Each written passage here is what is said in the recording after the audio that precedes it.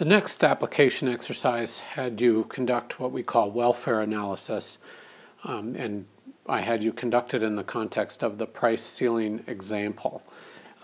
Again, the picture of the gas lines where we had these amazing shortages because of the price ceiling on gasoline at the time. But we're going to stick with our prune example.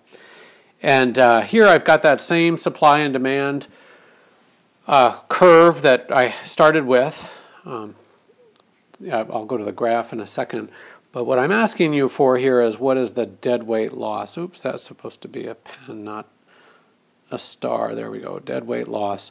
And that's the reduction in total surplus relative to the efficient case, which in this case is the competitive market outcome, not the price ceiling outcome.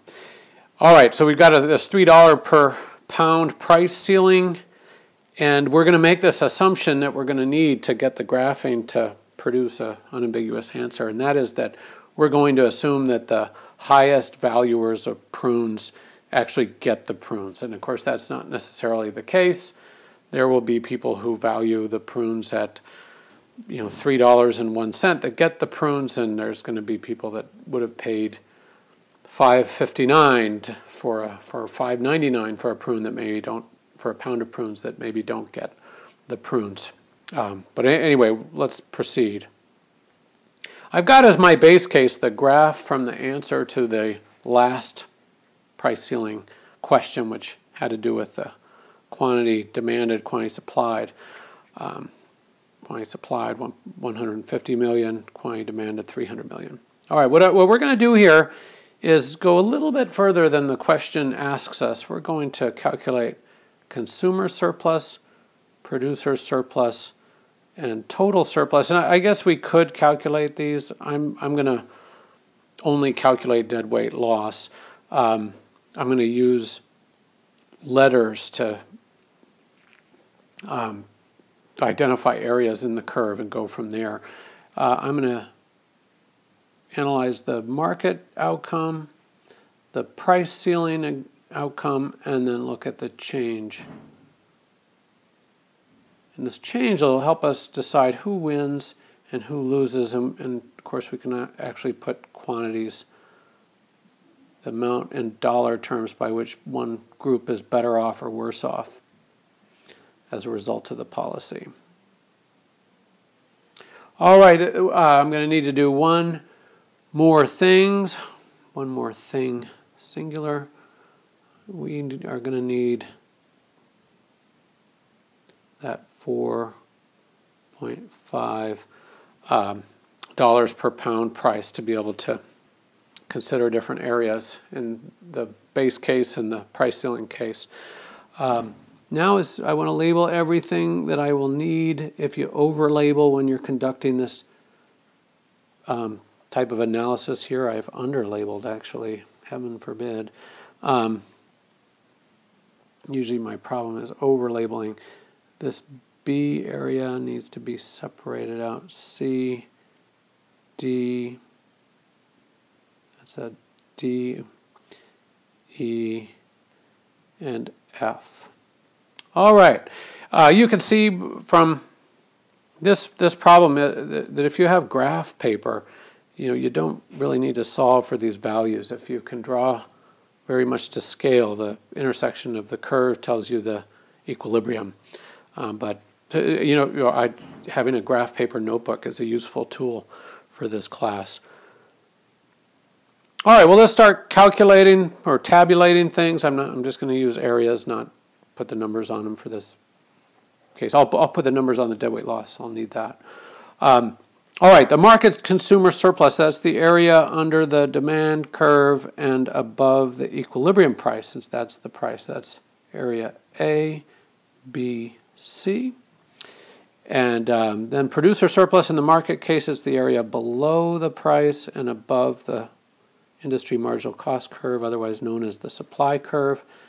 D, E, F, pardon my messy handwriting, I total that up, I get A, B, C, D, E, F, total surplus in the competitive market outcome. All right, price ceiling. Under the price ceiling, there's this law that says nobody can charge a price higher than 3, and presumably there's some enforcement, because you're going to need some enforcement, because there's going to be buyers that don't have the prunes, that want the prunes, and they're going to be willing to bid up the prunes if they could actually get one. This happened in New York City and elsewhere. They did rent controls before enforcement became vigilant, that you would read about these key deposits. Okay, you can rent this apartment for $1,000 a month, even though the building next door with similar apartments is renting for apartments for $2,000 a month. You can have this apartment for $1,000 a month, but if you want a key to that apartment, you're going to have to put down a key deposit of $20,000. Whatever. They were ridiculous, but $20,000 if you were going to be there 2 years, you're saving $1,000 a month. That's a bargain. So anyway, you have buyers willing to pay well in excess of the price ceiling price. So there needs to be an enforcement mechanism. We're going to assume there is. This is an effective price ceiling and proceed from there. So consumer surplus. Consumers now get the area. Let's change colors. Orange is really distinct, and it's my wife's favorite color, so that's what we're going to do. Now, consumers have this willingness to pay given by the demand curve. Again, we're assuming that the people that value the the prunes most highly get the prunes. And the people that get the prunes are only paying $3 per pound. So the area of consumer surplus is this upside down Nevada. You learned about that in geometry class, no doubt. Not really, right? There's some sort of quadrilateral, but I can't remember the name for it. And I did help my son on that homework too, but I just can't remember. All right, consumers get A, B, and D. And producers, producers are worse off unambiguously. They get area F, and then total surplus is A, B, D, F. That's the area below the willingness to pay for 150 million apartments and above the marginal cost of supplying those apartments.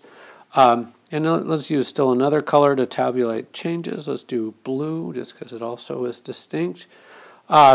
Consumers, they gain this area D because there are some people paying lower price for prunes, but they've lost area C, and that some of the people that used to be able to buy prunes can't anymore. Producers just unambiguously lose. What do they lose? They lose area DE. And when we total up the changes in well-being, we can either add the changes or look at the difference in the totals. Either one should get you the same answer, and that's another good way to check your work when you're doing these problems. And I guarantee that you will be doing these problems. All right, so let's total up the changes. That's a little easier, fewer letters. Negative D, positive D cancel out. Then we have a negative C and a negative E. So negative CE. Graphically, that's this area here, dead weight loss. In this little box always kicks you out the dead weight loss, assuming that one of your cases is the efficient case. So area CE is dead weight loss. We can dead weight loss, we'll go 1/2 times base times height, 1/2. That base is $1.5 per pound. And then we multiply that by the 0.5. That's 0.5, 100 million, 50 million pounds per year. And we get 0.375, but that's, remember, 100 million. So we're going to move that decimal place over 2 to get hundreds. Oh, heck. That's 37.5 million dollars per year.